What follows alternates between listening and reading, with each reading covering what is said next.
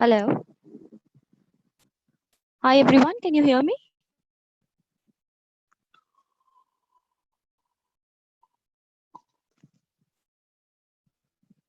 Hi, good evening everyone.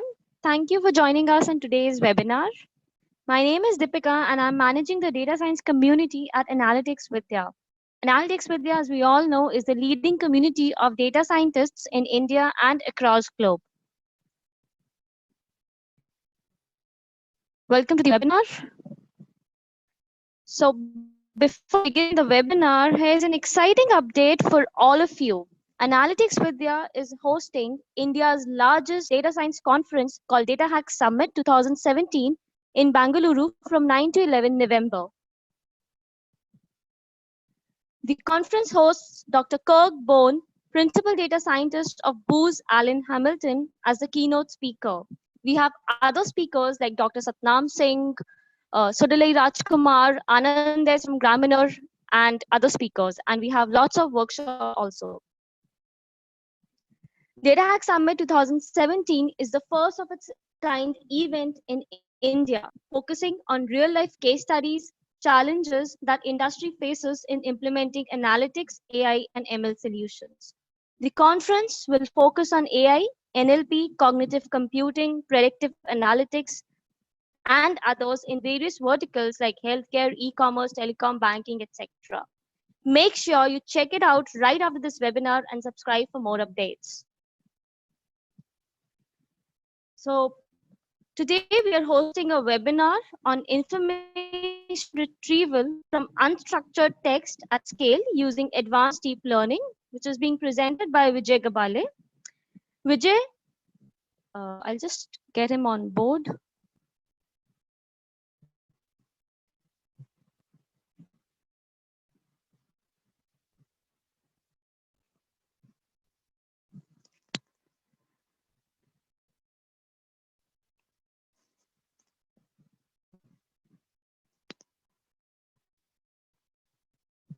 Just give me a few seconds.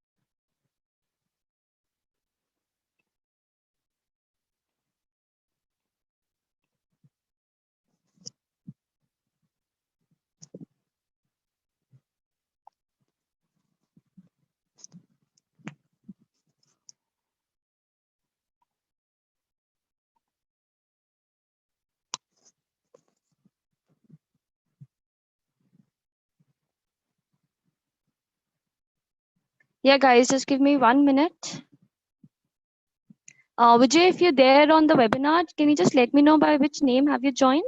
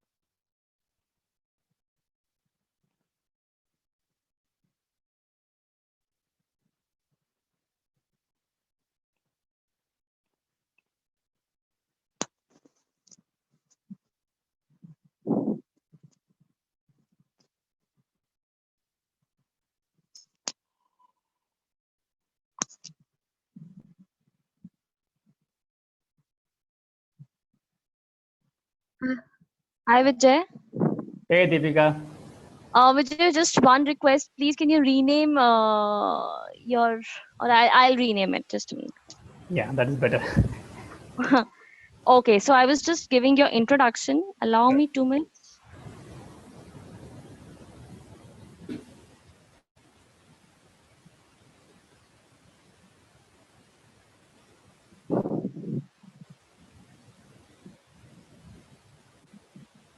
So today we are hosting a webinar on information retrieval from unstructured text at scale using advanced deep learning presented by Vijay Kabale. Vijay obtained his PhD in computer science and engineering from IIT Bombay in 2012 and subsequently worked with IBM Research Labs as research scientist for 2.5 years. He co-founded Hue, a content-driven shopping destination that is organizing rich multimedia content on the web and connecting it to e-commerce websites. Vijay has over 10 years of experience in working with cutting-edge machine learning, deep learning, and networking systems. Thank you, Vijay, for joining us. Okay.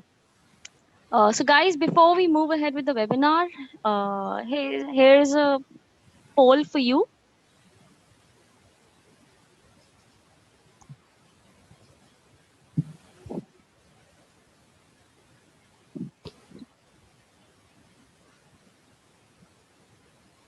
Please go ahead and vote.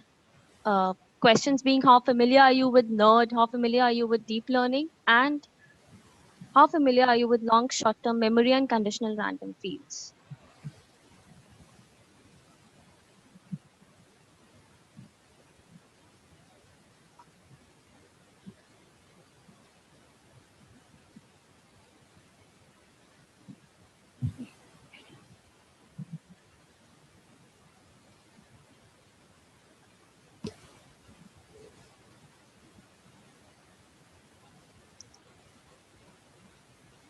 We'll have just 10 more seconds for the poll. Please vote it down and then we'll start the webinar.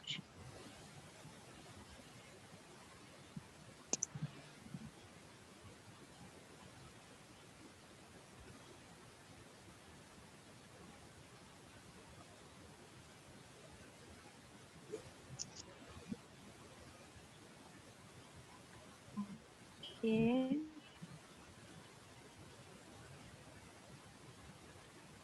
End the poll.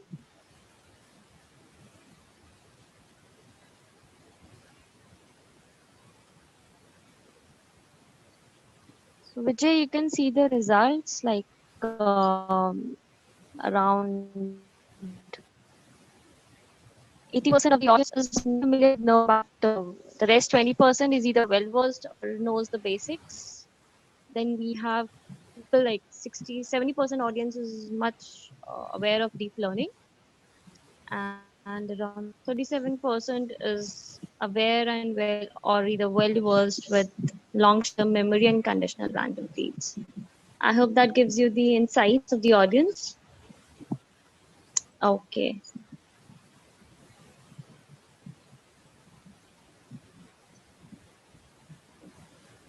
Okay, Vijay, you can now share your screen.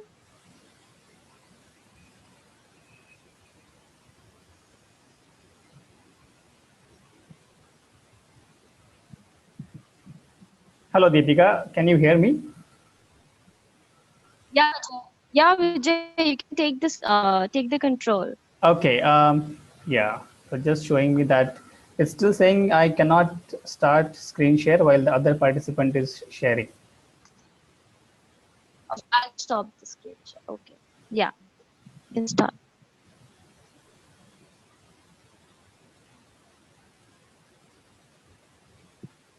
Can you see my screen now? Yes. Okay, I can fantastic. see. So shall I go ahead? Okay, all the best. Thanks. Yeah, please. Okay. Okay, thanks everyone for joining this webinar. So I'm going to be talking about named entity recognition and disambiguation from unstructured e-commerce text. And we will see a solution using deep learning. So my talk has three parts. In the first part, I want to give you a bit of context of this problem. Then we will have understanding of this problem. So we will actually formulate the problem. And then we will see how we can solve this problem using deep learning. So in the first part, in case you are wondering, what I do. So I have a startup which intends to make content shoppable. So we have lots of content sites like Pinterest, Instagram, and Facebook. And we also have lots of e-commerce sites like Myntra, Jabong, or Flipkart. So our company sits in between, and it connects content to commerce.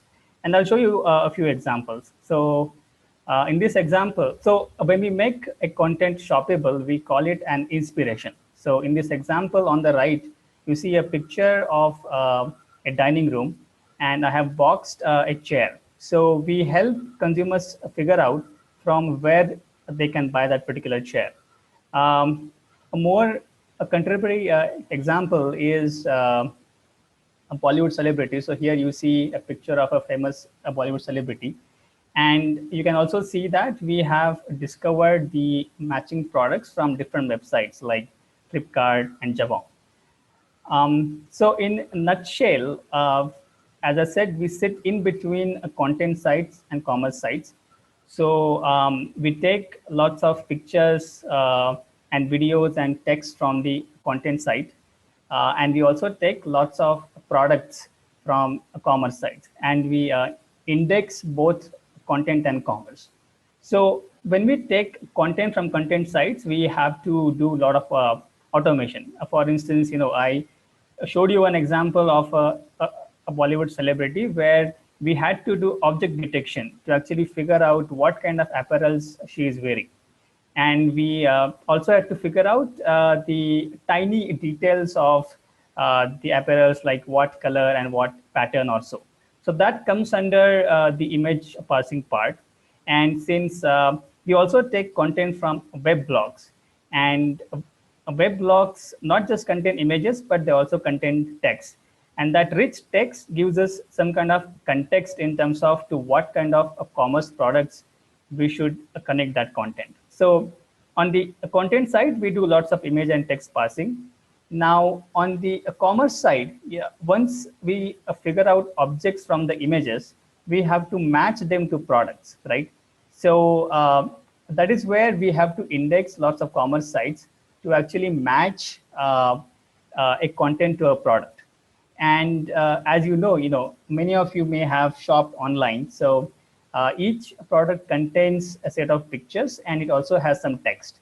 And many times this text is not well formed. And in today's talk, I'm going to run you through one problem where if you have to index that text, what kind of challenges you have to tackle. So let's just go ahead and understand the problem. So I hope the context of the problem is clear, that since we have to index lots of products, products have images and they also have text, but many times this text is not well formed. It is not in a structured form, and hence indexing becomes challenging.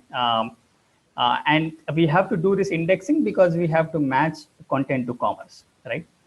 Okay, so let's understand the problem. So what kind of text are we talking about here? So here I have shown one example, a product from a famous fashion commerce site.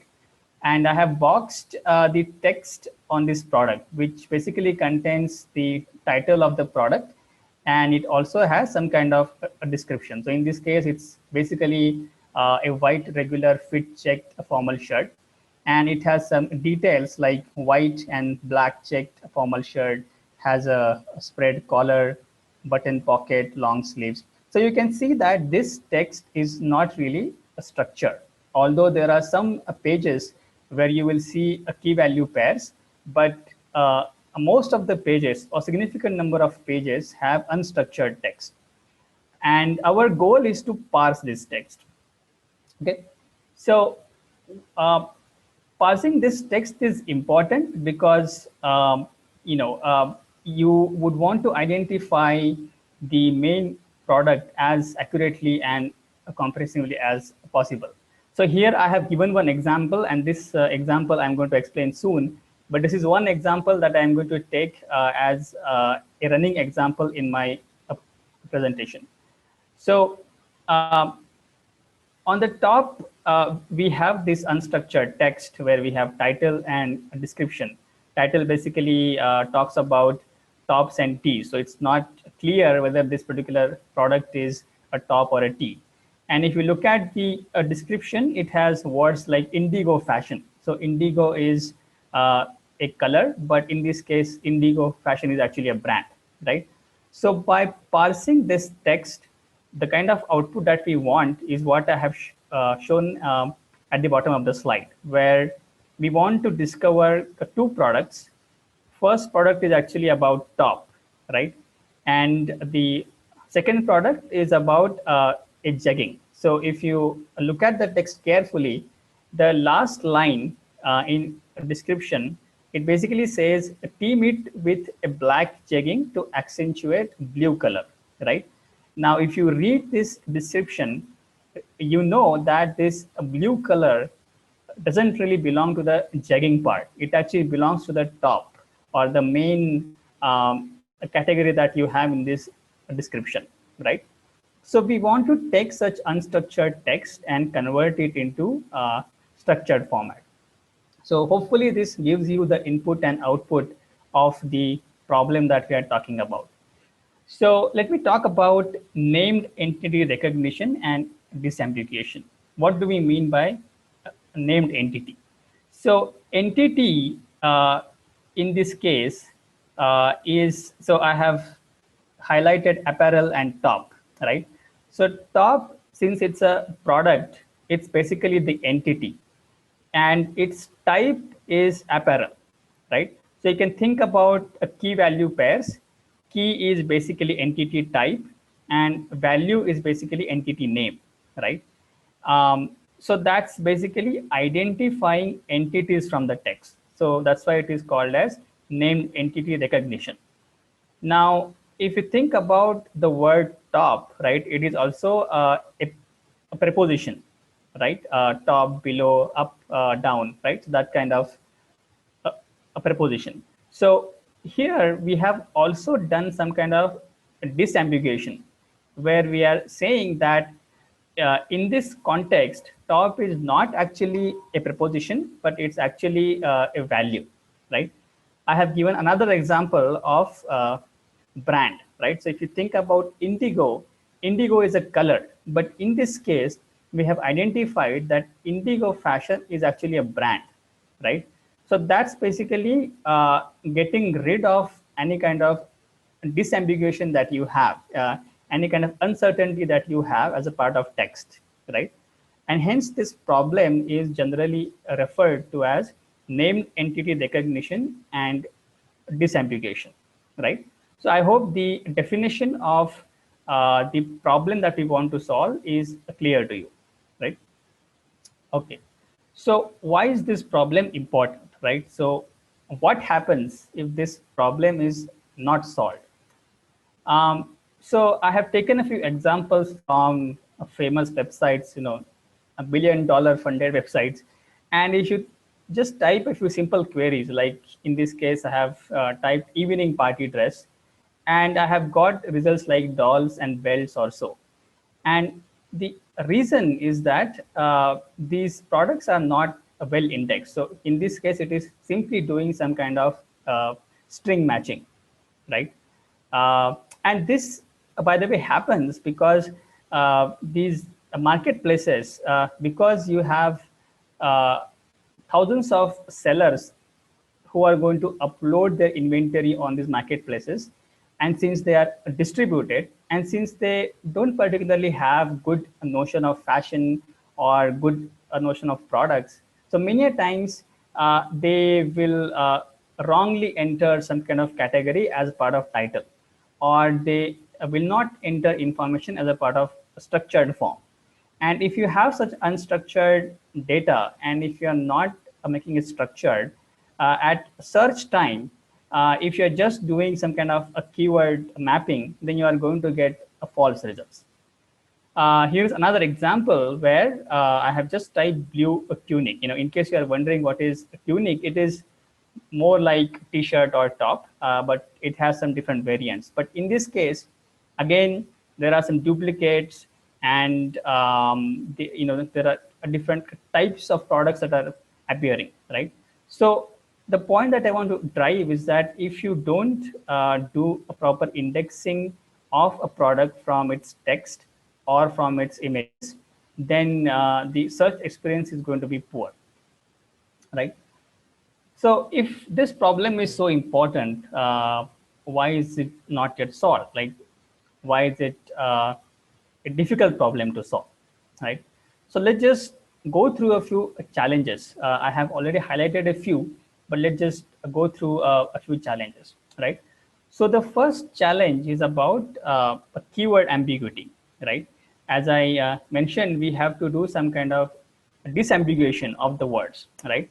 And especially in a fashion sector, which is what I'm going to focus on in this talk, there are lots of words which have a multiple meaning. So here I have highlighted one word like indigo. So indigo is a brand as well as it's a color. Many a times you have phrases like shirt dresses, right? So in a women fashion category, there are actually shirt dresses, right? So the collar is like shirt, but it's actually a dress, right? And if you don't parse this properly, you will get confused whether it's a shirt or a dress, right? So in this case, if dress is appearing after shirt, then you know that shirt is actually a type of shape of a product dress, right?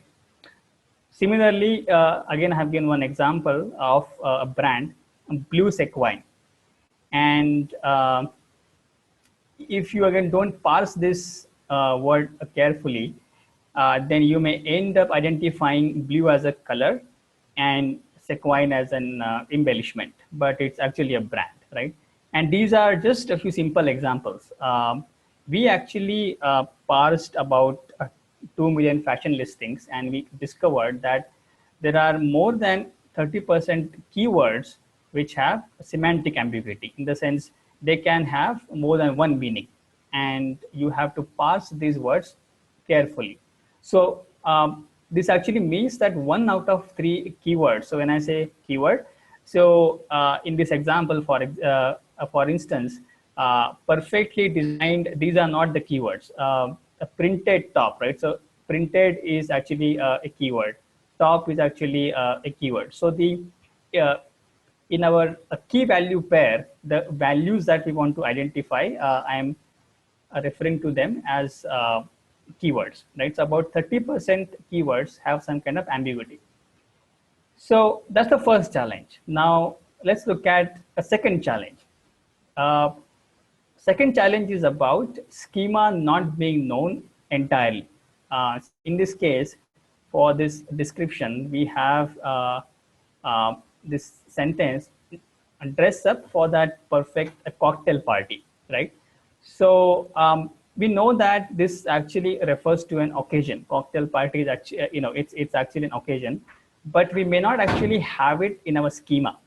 And I'll come to in a bit what do I mean by schema and everything. But just assume that there are some new words that we want to identify with very high confidence that this is a keyword, right? And I have again given a few simple examples like a cuff neck, right, or Aztec pattern. So as fashion trends change, you get different types of patterns or shapes also. So in this case, if this Aztec pattern, if it is appearing as a phrase, I should know that Aztec actually is a pattern, although it is not there in my database, right? So let me just show you this example. So this is, this table has 2 columns. First column is actually of keywords, and second column is of the values, right? So we are going to assume that we know the labels, in the sense we know the entity types, right? But the associated entities or their values, we may not know all of them. So here in this case, for example, apparel, I have shown that, top, short, shirt, skirt, dress, these are known to us. But tomorrow, let's say if some e-commerce company comes up with some new apparel type, then we don't have much time to actually identify those keywords, right? In this case, without actually feeding something manually, we want to identify that. So although it happens rarely in case of subcategories like these top shirt dresses, it happens regularly with brands or patterns also, right? So I refer to this table as a schema, and as I said, the right column, we may not know that column entirely. So if you just want to write some kind of a parser, right? So you might ask me, if I know this schema, why can't I just write a parser to just parse for these words, right? But as I mentioned, many words you may not actually know that these are actually keywords. Many words may not be actually present in this table. And of course, you have other problems of doing some kind of disambiguation also, right? So what we observed was that in just one quarter, there were more than 250 product attributes that were new in the inventory. Now, the third challenge is about multiple products present in the text, right? So we are seeing the same example that we have been observing since the beginning. And here, as I mentioned, the text reads as follows.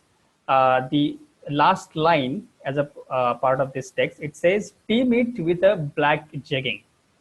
So it tells me that the color black is for jegging and not really for top. And as I said, if you just do simple parsing of text, you might associate black with that top, right? If you don't have understanding of black is not the color of the main item that we have in this text. The color of the main item is actually blue, right? So if you, unless you understand this text properly, you won't be able to index this particular product, right? So this is what I mean by indexing comprehensively. You want to identify all the attributes of the main product in the text, right? And many times you have such complementary products. People just write these sentences so that the description looks full and it becomes interesting for people to read, right? So what we observed was that more than 35% of fashion listings had occurrences of multiple products.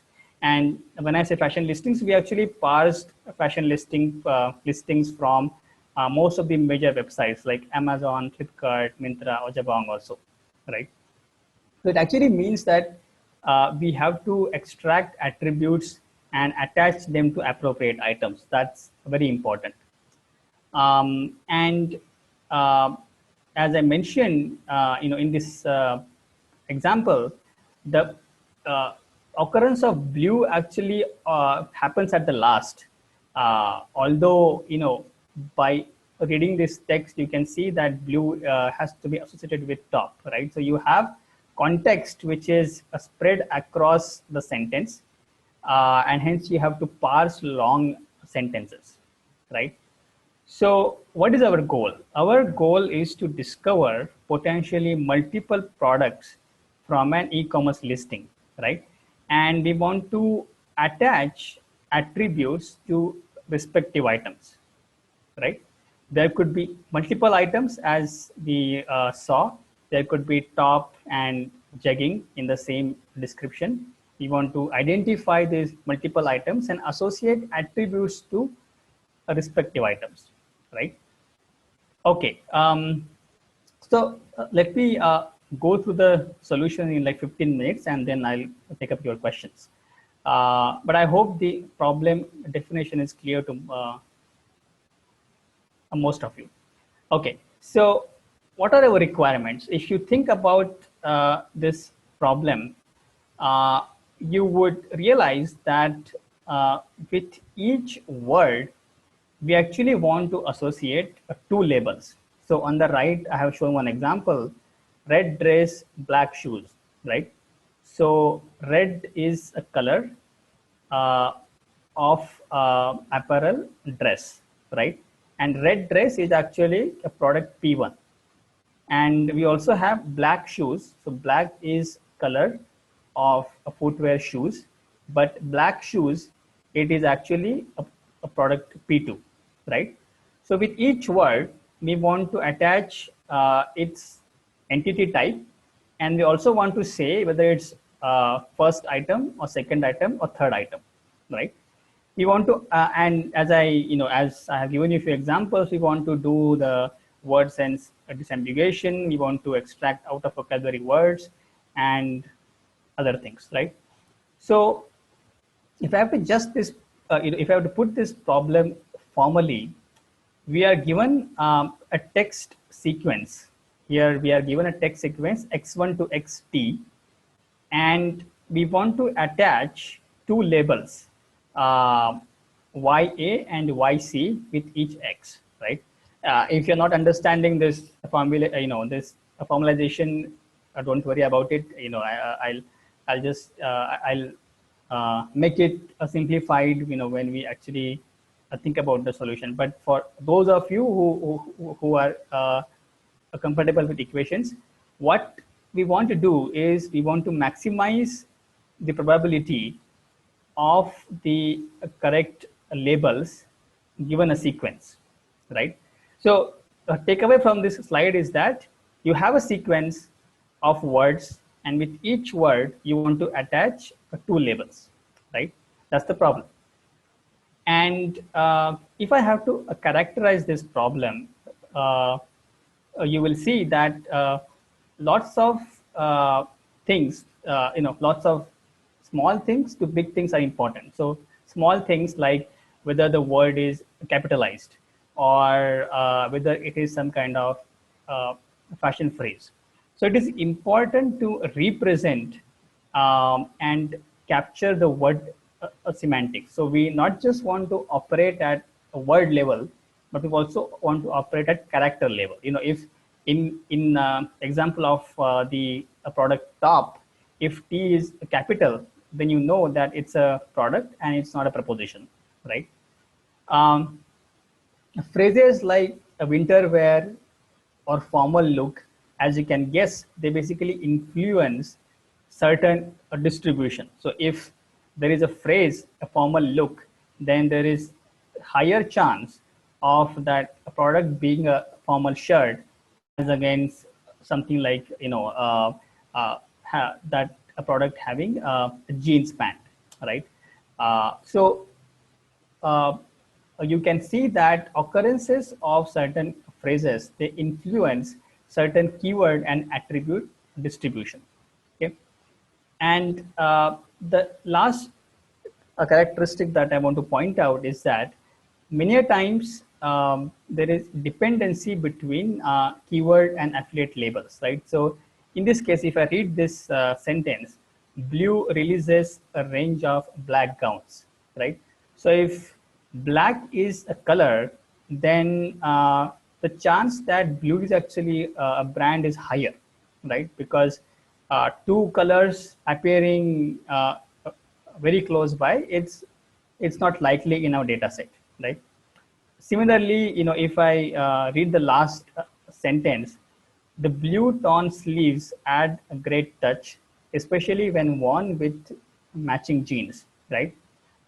And given we have this example in our data set, we know that you won't attach sleeves to a jeans, right? Because sleeves apply to shirts, right? So the things that I want to point out is that if you look into this problem, you will start seeing some kind of pattern which are going to help you to build your solution, right? So the first point is you should give importance to words as well as to characters. The second part is that the context is important, and if you can somehow model the context, you can do attribute extraction in a lot better way. And third thing is that there are a lot of dependencies. If one thing is there, then the chance that a second thing is there is either high or low, right? So we want to exploit all these things. When we want to build our solution, we want to have this characteristics at the back of our head and we want to build a solution. So these characteristics tell me that I should do the following. Given I need to capture word and characters, I should have character and word embeddings. Given that I want to capture context over multiple sentences, and given it's a sequence, it will help me to have long short-term memory. And I will just explain what is LSTM in a minute. And since there is dependency between labels, it tells me to have a conditional random fields. I'm just giving you an overview of how do you go from characteristics to a solution. I will talk about each of these in a minute. Okay. Okay. So I'm just giving you a preview of the end-to-end architecture. This slide may look a bit daunting, but it's really simple. So let's parse this slide from bottom to top, right? So at the bottom, I have red dress black. And after that, I have a layer of character and word embeddings. And so let's assume that I'm going to get a vector, right? So I have converted text into a vector of float values, okay? So these vectors now act as input to a bidirectional LSTM, right? And just think about this LSTM block as some kind of a feature extractor. So it takes a vector of a set of vectors as input, and it outputs again a set of vectors. And on the top, now you can apply some kind of a prediction layer. So for instance, at each time step when you're getting this vector, you can apply something like a softmax, which essentially helps you to classify, right? And you can classify among the set of labels that you have, right? So basically, we are going to parse each of these words in time steps, and we are going to predict a category, right? So in this case, category is actually a label, right? Or the entity type, or the a product number, right? So we are going to output an entity type or a product number for each of the words, right? Okay, so let's just decode this diagram, right? So in the end, if you don't understand anything or remember anything, just I want you to remember just this slide, right? So we are first doing text parsing, we are doing a feature extraction, and then we are doing prediction. Okay. Okay. So let's just go through each of these layers, right? So how do I convert text into a vector, right? So that's the question that we are going to answer in this slide. And on the left, I am actually doing parsing of each of the characters, and on the right, I'm just making use of a word2vec. Okay, so a word2vec is a word embedding lookup. Okay, so on the left, I have these characters in the word playing, right? And for each of the characters, I have assumed a random 4 float value vector, right? And because I am operating at a character level, I can have different vector for capital P and small p, right? So that's why we are operating at character level, right? Now, if you are familiar with convolution networks, right? For this word playing, I can actually now construct an image because playing has 7 characters. And for each character, we have a 4 value float. So you can see that we can construct a 2D image, right? You just, you add a padding because you know that CNNs take a fixed length input, and hence, you just add a certain padding on the left and right to ensure that your image has the same input all the time, right? So now that we have this image for a word, you can now apply convolution filters on the top, right? And if you do convolution and max pooling, you actually get a vector. So that's basically a vector that we have received by parsing characters of a word, right?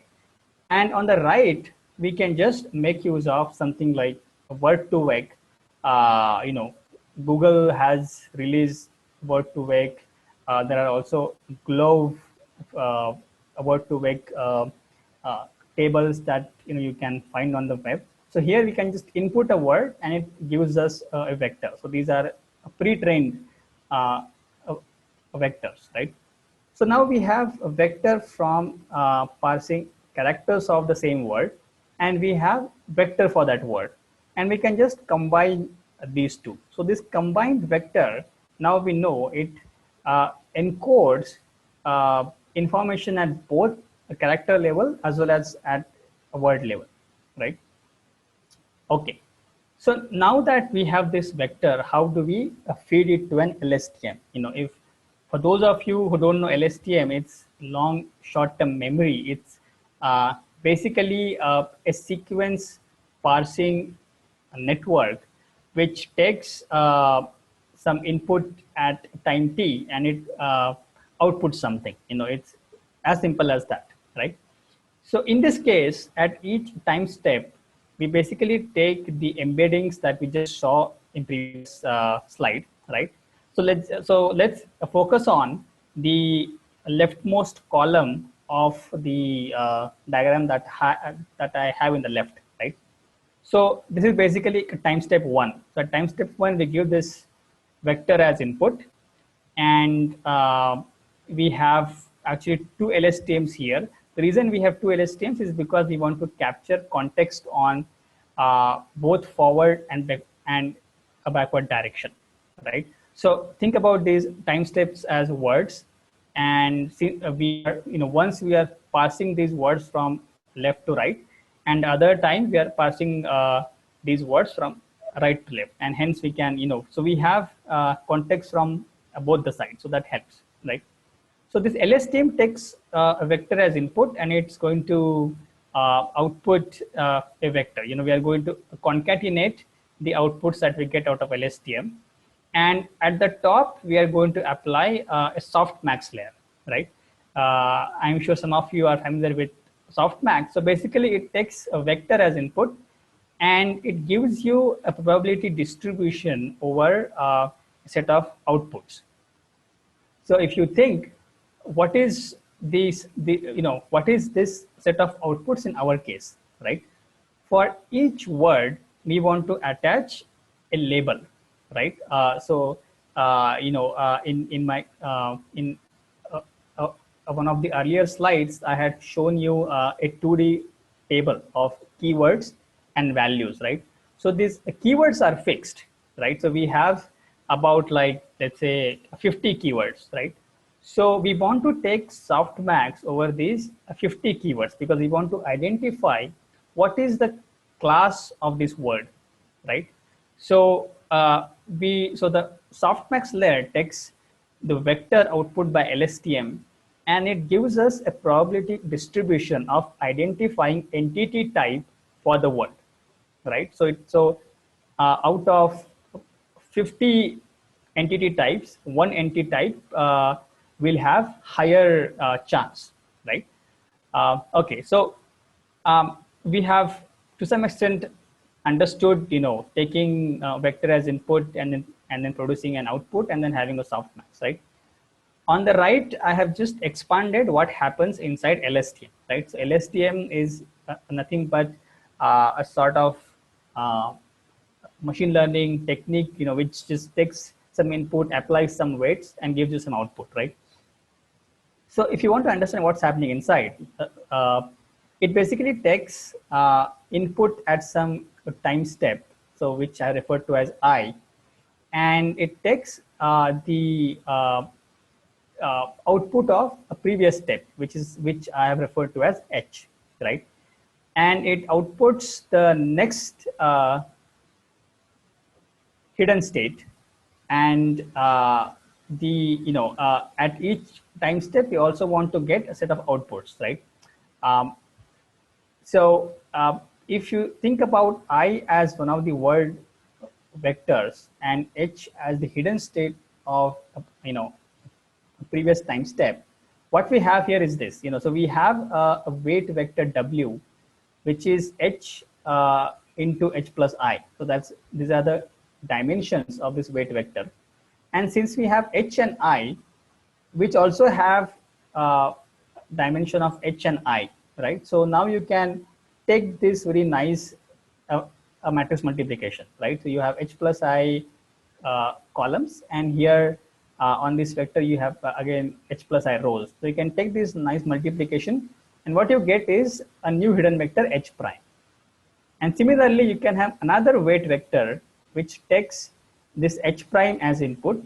We apply a weight vector of O and H. Again, you can take this nice multiplication, and you get output vector O, whose dimension is O and 1, right? So you will get access to the slides. So, after a while, you can also go through it, and, it will become clear how do you take input and hidden state and compute the new output, right? So I'm not going to go into details of CRF or softmax, but I'm just going to end it there. I think I'm also running short of time. So basically with this architecture, I hope now you can see that we can take word vectors as input, and at each step we can produce an entity type, right? Because we are going to identify one of the 50 entity types, right?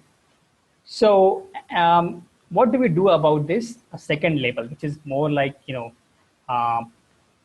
so one label is of identifying keyword, the other label is of identifying what number the product is, right? If I have to go back to our example, we had top as our product 1 and jeggings as our product 2, right? So how do you do that, right? So let me just give you a very brief, introduction to a few architectures that we had. So in this architecture, we have disjoint CRF. Okay, so in very short, conditional random fields basically take inputs of all the time steps, and they combined produce output at each time step. So let me just skip this disjoint CRF and joint label CRF and just come to the cascaded CRF part. I think it is much easier and intuitive to understand. So what are we doing here? So we have already seen that we can take red, dress, black as input. We can have embedding and feature layers, and it's going to give us some features as output at each step, right? Now each output, so output at each step is fed to the CRF, and it outputs basically one type of label, which is like color. And what we do is we feed output of CRF into another CRF, and that essentially learns to identify the number of the product as well, right? So in this case, with each time step, we basically have K plus P probabilities. So K is the number of entity types that we have, and P is the number of items that you can have. So we basically keep P to be 5. So, statistically, we observed that in a particular text description, at the max, you can have only 5 items. So this P is actually 5, and K, I have just assumed it to be 50, right? So we have 50 entity types to identify. So basically, with each input word, we get K plus P chance values, right? And so how do we train this network? Let's talk about data set, right? So we actually had a training data set of about 13K listings where we had labeled each word, right? So for each word, we knew the true label. So this we had prepared by giving the text to, Amazon Mechanical Turk users, who essentially labeled each word with appropriate label, right? And after we did that, we actually had 23 labels, which are basically the entity types. we had about 5,000 label values, right? So these are the values that we want to extract. These are our, so I'm sorry. So labels are actually entity types and values are actually entities, right? And we had train, validation, and test data set. And these are some other details about what kind of distribution we had in the dataset. So for instance, more than 63% of listings had at least 4 keywords. So I talked about CNN when we did character to vec conversion. So there we had 28 filters. I also talked about LSTM, and I just hinted at the size of the hidden layer, right? So there we had about 240 as the size of the hidden layer. Um, so, so if you just look at the last row, we achieved about 93% of accuracy and, 92% of accuracy and about 93% of precision, right? And the recall is also about 92%. So it basically means that we're able to identify most of the keywords correctly, and we are not missing too many. In fact, we are missing only a few. So if recall is low, it actually means that we are missing to label a few words, right? But that is not happening often. It is actually happening very um, a less number of times, right? And this is especially important, right? So we are also able to identify out of our vocabulary words. So we purposefully kept about 20% of the values unseen during our training. And when we gave this data as input at test time, even then, so even though those values were not seen by the network identified most of them as correct. And if you are wondering if you have to do this on your own, how much of data that you need. So what we realize is that even for this complex task, if you have about 12,000 listings which are labeled at word level, that is sufficient for you to achieve a desired accuracy. Okay. So hopefully I have given you some overview and some idea of the problem and how to solve that problem. I know I have skipped a few details in terms of explaining the end-to-end architecture, but I think I hope I have given you enough food for thought to go back and then check how each of the layers work. Right? We're almost out of time, so if you have any questions, I can take them.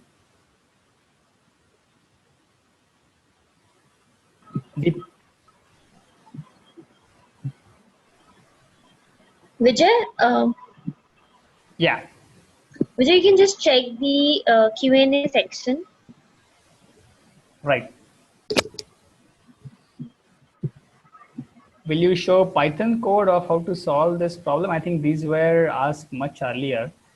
I'll just talk about a few which are relevant to the problem that I described.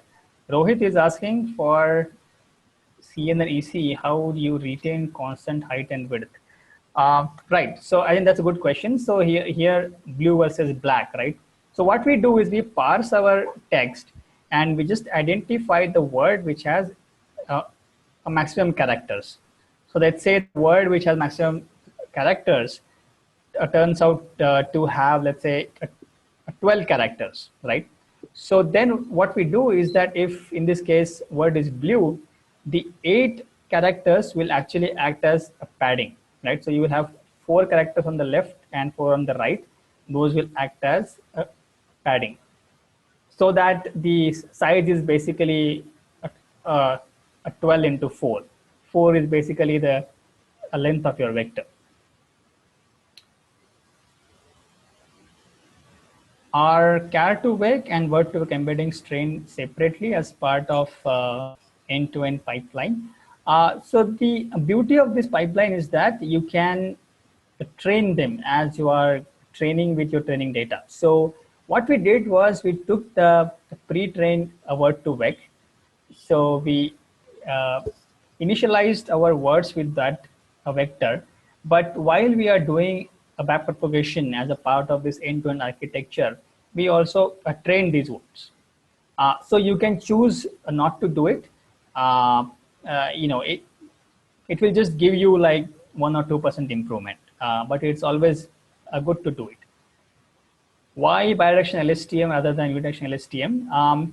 So many a times what happens is context is spread across, on the left and right of the text, the main text. If you think about a product description, the color and patterns of the product may appear in the beginning, but the specific attributes like, let's say, the type of collar or the type of sleeve that could appear in the end. But so you want to identify both, and it just, since if you look ahead and look back, it just helps instead of just looking back, right? It's the same analogy. And again,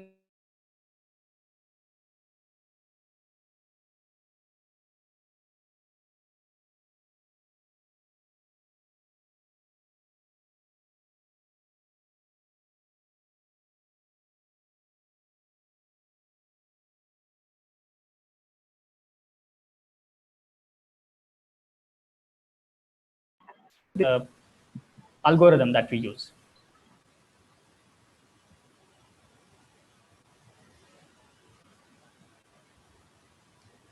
Last layer, you apply a function like softmax, but what happens if you have unknown products? Do you have something like, okay, so that's a good question. I think I should clarify that, so as I said, the entity types are known.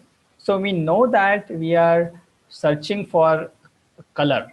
We know that we are searching for a brand, but the brand value could be part of our corpus or it could not be, right?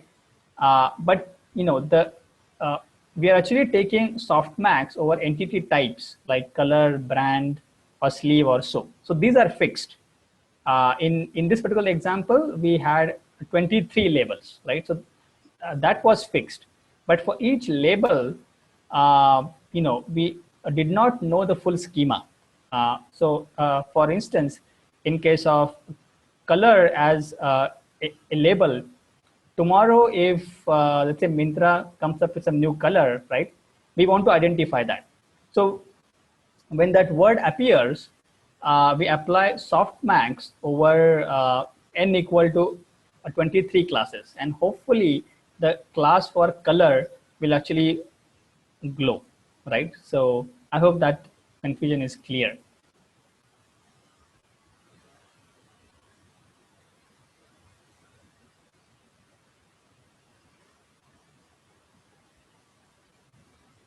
Reason to choose Theano, we did this work like about a year back, and at that time TensorFlow was not that famous. So that's the only reason. If I have to do it, I will do it in TensorFlow right now.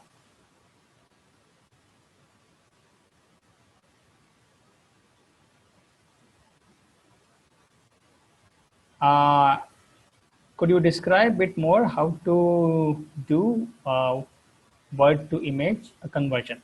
So the idea is very simple, that you have a word, and in the end, you will have a 2D matrix, right?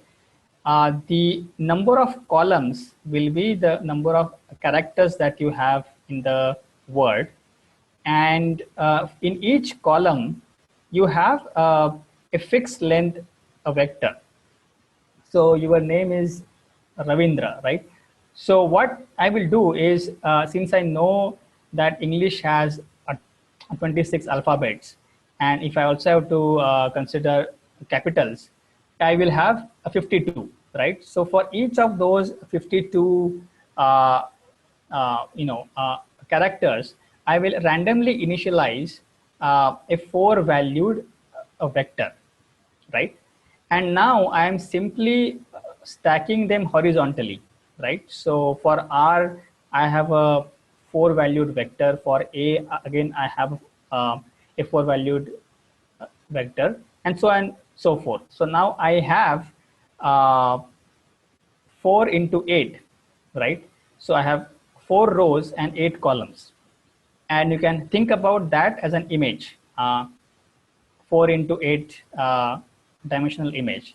And now you can apply convolutions on the top.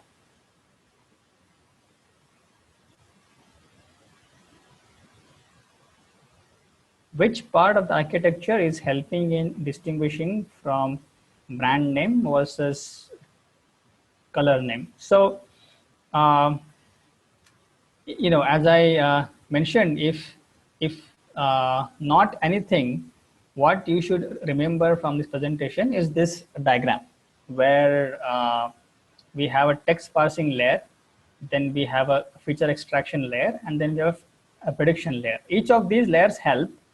In the end, what we are going to do is apply softmax, right? So it is going to help us classify, but then you're going to apply softmax on a feature vector, and that feature vector is going to be output by LSTM, and LSTM is going to operate on some kind of word and character vectors, right?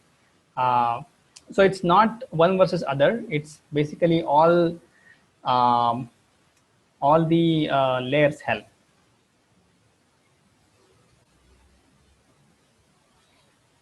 Did you conduct an experiment on CNN for text classification? See, it's not a very simple text classification that we are doing here.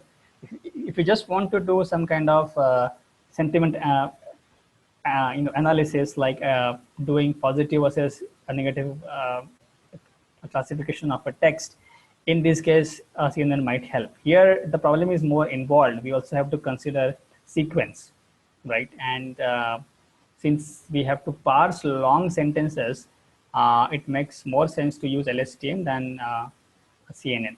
Although there are few advances in terms of using CNNs on a sequential data, but it's more advanced. Deepika, I don't know if, until when we can go on. I mean, I can go on. You can actually continue if there are a lot of questions, and if we are done, then we can probably end the webinar. I see. Some of them I feel are not relevant. Okay. So I'm trying to go through the ones which I feel are relevant and then answer them. Okay, just we can like take the webinar for like 5 to 10 more minutes, and then we can wrap up.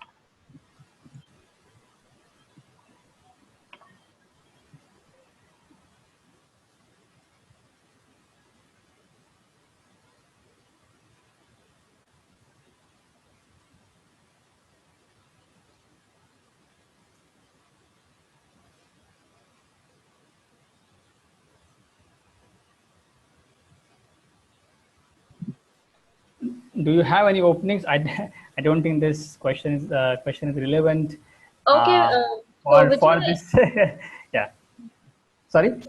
Let's just conclude the webinar. Sure, I think I am okay. Yeah. Okay. Thanks, guys. Thanks for joining us. Have a great day. Yeah. Thanks, Deepika, and thanks all. All right. Good night, everyone.